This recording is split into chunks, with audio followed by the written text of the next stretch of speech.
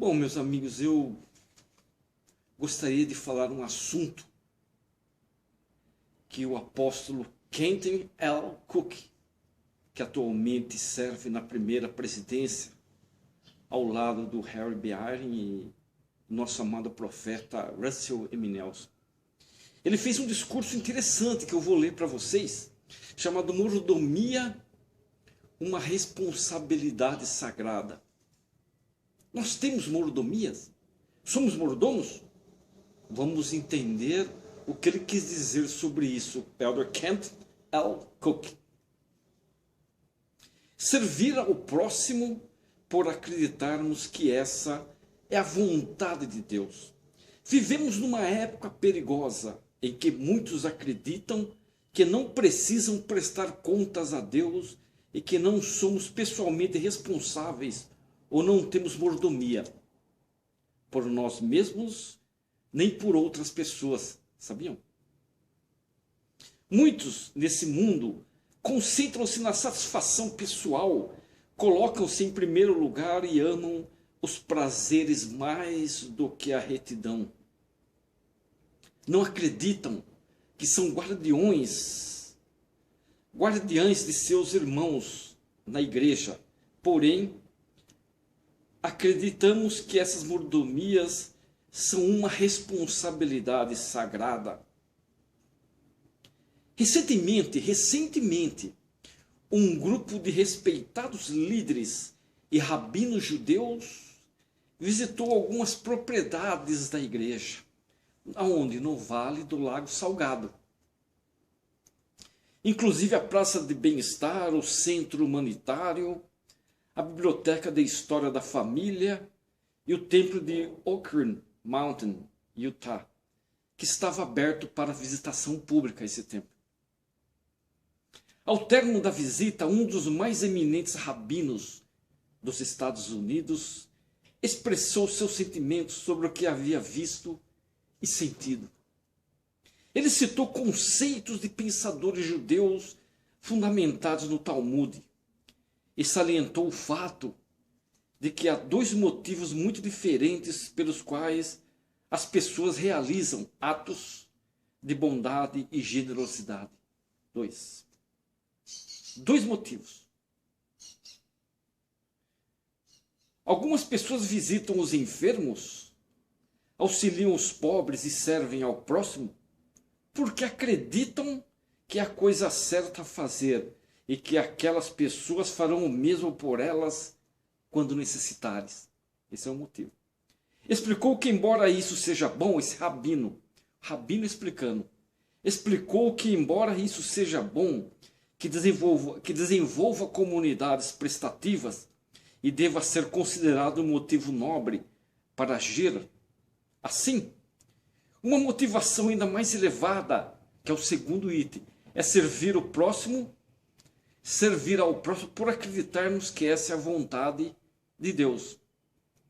O rabino declarou que sua visita o levou a crer que nós, santos dos últimos dias, prestamos serviço humanitário e caridoso e realizamos o trabalho de salvação em nossos templos, por acreditarmos que Deus deseja que assim o façamos.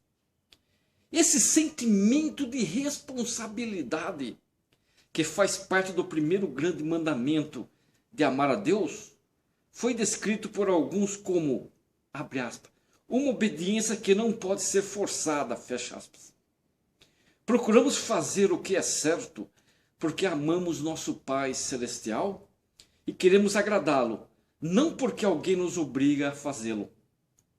A guerra no céu foi travada após Satanás dizer que forçaria todas as pessoas a obedecerem às suas ideias. Esse era o plano de Satanás. Seu plano foi rejeitado, por isso temos nosso arbítrio moral e a liberdade de escolher nosso rumo nesta vida. Ponto e vírgula. Mas também precisamos prestar contas desse arbítrio. O Senhor diz que cada um de nós será, abre aspas, responsável por seus próprios pecados no dia do juízo, fecha aspas. Os princípios da responsabilidade e da mordomia tem grande significado em nossa doutrina. A mordomia na igreja não se limita a uma responsabilidade física ou material. O presidente Spencer Wally Kimball, que foi um profeta já falecido, ensinou, abre aspas, temos mordomia sobre o corpo, a mente, nossa família e nossas propriedades. O mordomo fiel é aquele que exerce domínio, o mordomo fiel, exerce domínio justo, que zela pelos seus e que cuida dos pobres e necessitados. Fecha aspas. Embora haja muitas áreas de mordomia, escolhi abordar duas delas, o Elder Kent L. Cook diz. A primeira que ele vai abordar é a mordomia por nós mesmos e por nossa família. E a segunda é a mordomia pelos pobres e necessitados. O Senhor muitas vezes usava parábolas referentes à terra para ensinar a responsabilidade e a mordomia.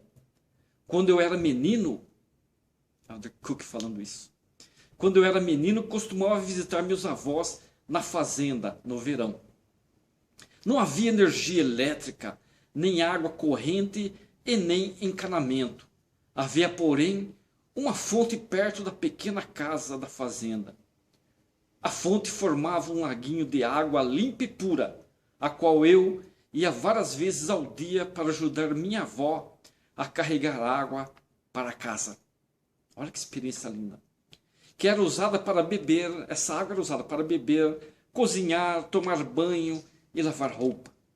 Meus avós adoravam aquela fonte de vida e tomavam precauções especiais para protegê-la. Muitos anos depois, meu avô estava com mais de 90 anos e já não morava na fazenda, por não conseguir mantê-la e nem supervisioná-la. Levei-o de carro para ver a fazenda que tanto amava. Olha o Cook contando.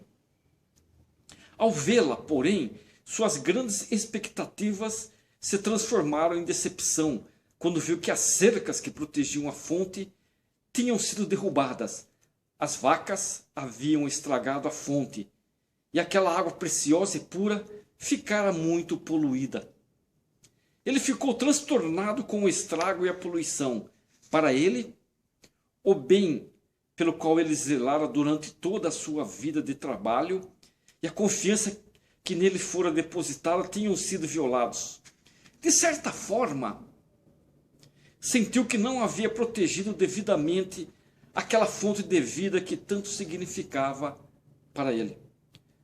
Assim como a fonte pura foi poluída por não ter sido protegida, vivemos numa época em que a virtude e a castidade não estão sendo salvaguardadas.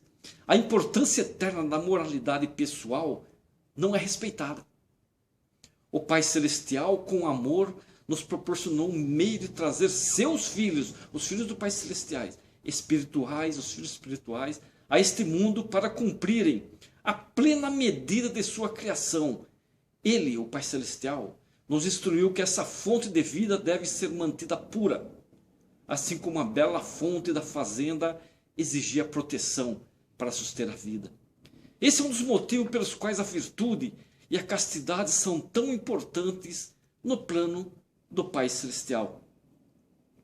Devido à reação de meu avô ao ver a fonte poluída, foram feitas melhorias e instaladas proteções para que a fonte voltasse a exibir sua pureza e beleza originais.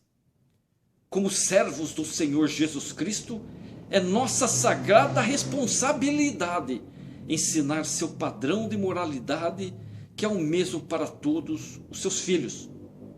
Se nossos pensamentos ou nossos atos forem impuros, violamos seu padrão. O Senhor disse, abre aspas, não posso encarar o pecado com o mínimo grau de tolerância, fecha aspas, ponto. Alguns procuram justificar sua conduta. Em um poema de John Holmes, intitulado Talk, isso é uma conversa em português, um construtor de navios da Nova Inglaterra, já velho e surdo, ensina um rapaz a respeito da racionalização.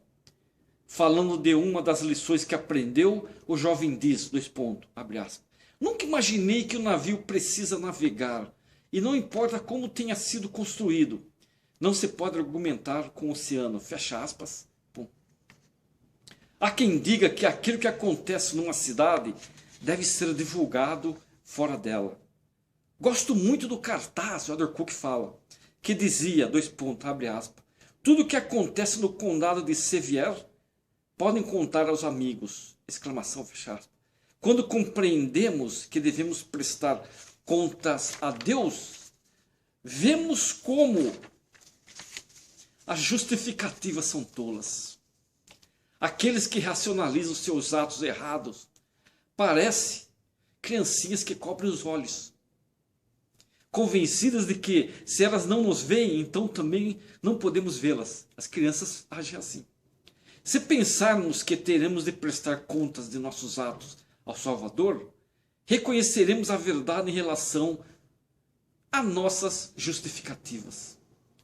Estamos cientes de que há pessoas que já se envolveram em atos incompatíveis com esse padrão sagrado de moralidade. Por favor, compreendam que graças à expiação do Salvador Jesus Cristo, todos nós podemos arrepender-nos e voltar, como aquela fonte de água, a nosso estado limpo e puro.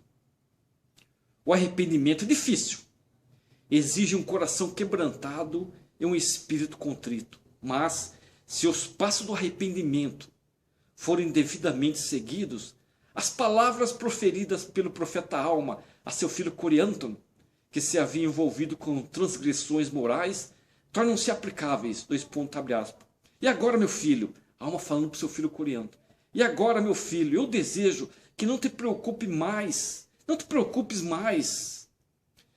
com essas coisas, que deixes apenas teus pecados te preocuparem, com aquela preocupação que te levará ao arrependimento. Fecha aspas, ponto. O Salvador disse, abre aspas, o Salvador Jesus Cristo, eis que aquele que se arrependeu de seus pecados é perdoado, e eu, o Senhor deles, não mais me lembro. Pensei que ia fazer em apenas um vídeo, mas sobre esse discurso maravilhoso do Elder Kenton Cook, vou ter que fazer em um outro vídeo. Espero que vocês estejam gostando.